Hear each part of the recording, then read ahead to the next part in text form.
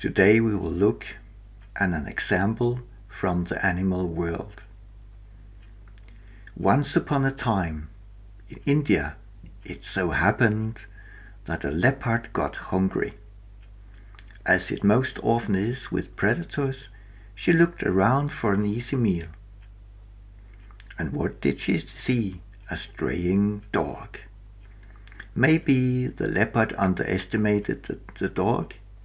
At least the dog gave it a try and ran.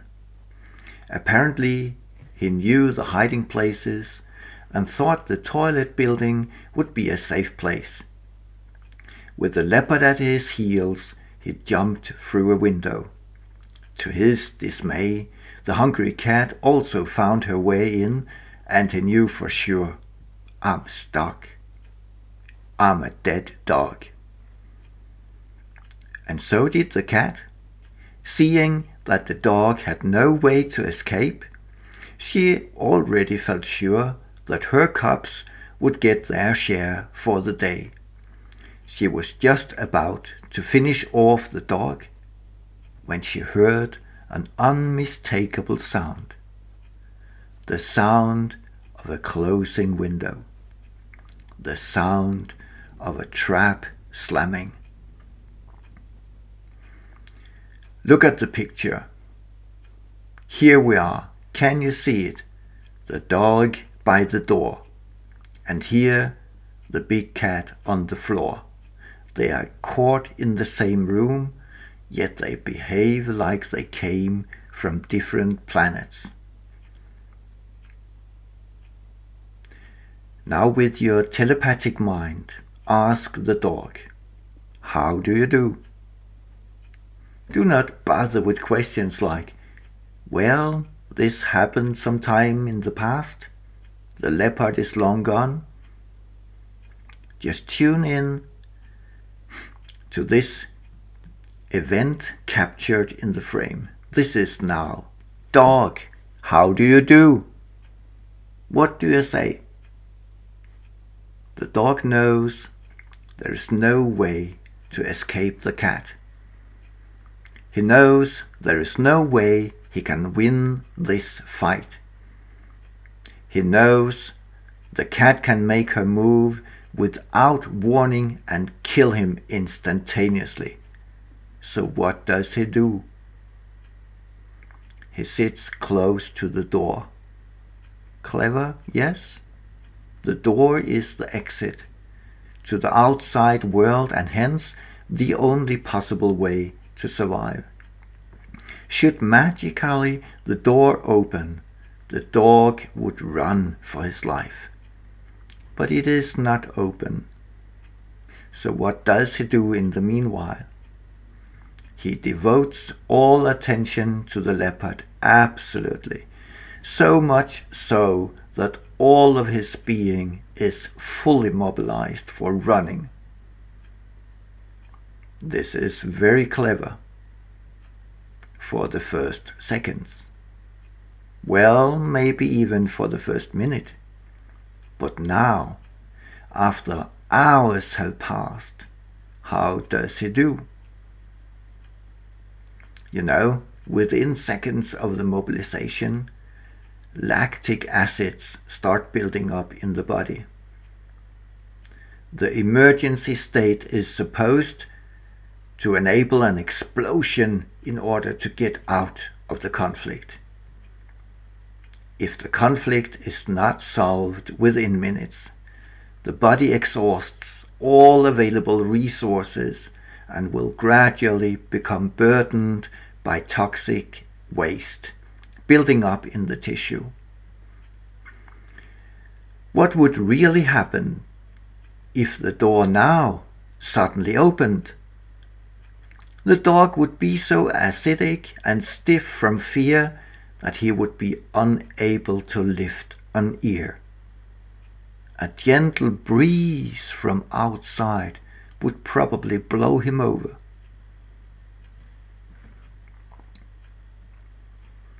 Meanwhile, at the other side of the table, so to speak, how is the leopard doing? With your telepathic mind, get in touch with the cat? What kind of answer do you get? Let's move back in time. It was the final sprint through the window.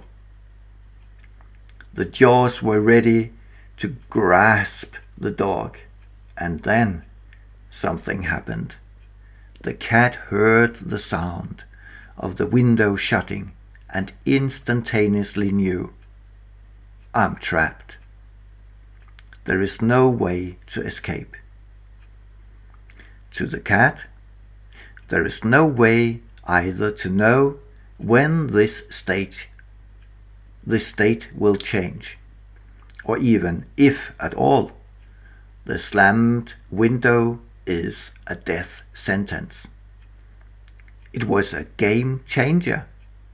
Apparently, she forgot everything about the dog, so that she just before had chased full speed. How could she, within a split second, switch from full throttle to lying carelessly and calm on the floor? This change happened in the blink of an eye. Literally nothing connects the two states. Full speed, fully resting. If you suddenly found yourself trapped like this, what would you do? Hammer at the door, scratching, twisting, whatever you were able to get hold on. If you were trapped with lots of good food, would you calm down, comfort yourself, start eating? Of course not. You know you're trapped. This is about your life, not about eating good stuff. Likewise with the cat. She pays no attention to the dog. A moment ago, priority was on hunting and acquiring food. With the windows closed, priority has changed dramatically. Priority is now to regain freedom. How would eating a dog help her regain freedom? It would not. To the contrary. First off, she could spill a chance should it show up. Second, even though the dog is an easy match for her, he could offer her some resistance and even hurt her. Third, if she ate the dog, she would be heavier and less agile and less prepared than she is now with an empty stomach. Worse yet, she could fall asleep. Anything but what she does would diminish her chances, whatever happens. It is calm in the toilet. Nothing moves. There is nothing more to do. So what does she do? Nothing. She does what strategically is the absolute one and only thing she can do, and she does it in the absolute best way possibly.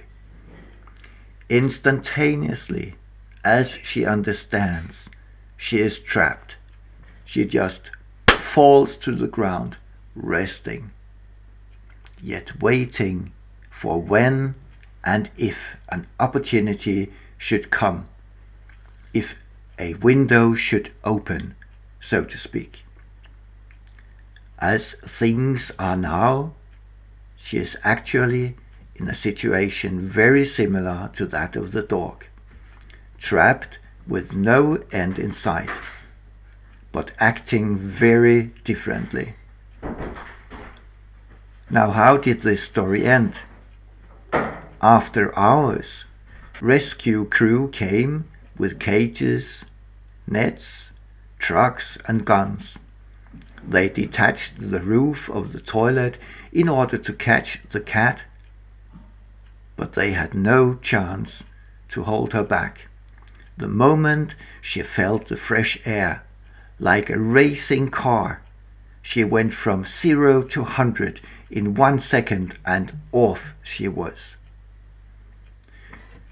When we look at these two animals that come together in this strange situation, the difference between them, the shivering dog and the calm leopard, lies in the schools they attended. The dog was educated in the village, the civilized way. The dog learned from early on that he had to obey the masters of the village. They give him to eat, they decide when and how he can rest. By paying attention to his masters, he cannot afford to listen to his own body perceptions. Trying to take responsibility for himself, for instance by deciding to pick a chicken at the neighbor farm, would be fatal. He is an underdog. Obedience and submission are prime keys to his survival. Whatever his body tries to tell him, it will have to wait until the master allows it to happen, if at all. Hence, obedience and submission in a civilized society equals accepting chronic conflicts. Accepting to live in chronic conflicts equals living with chronic disease. Hence, sitting by the closed door, the dog is in an unbearable conflict, waiting for the master to save him, and yet finding himself alone with the brutal beast. The leopard was educated in the woods, by nature. The leopard learned to rely on and obey one and only one master, her bodily perceptions. Has she hunger? She finds food. Is she tired? She finds a safe place to sleep.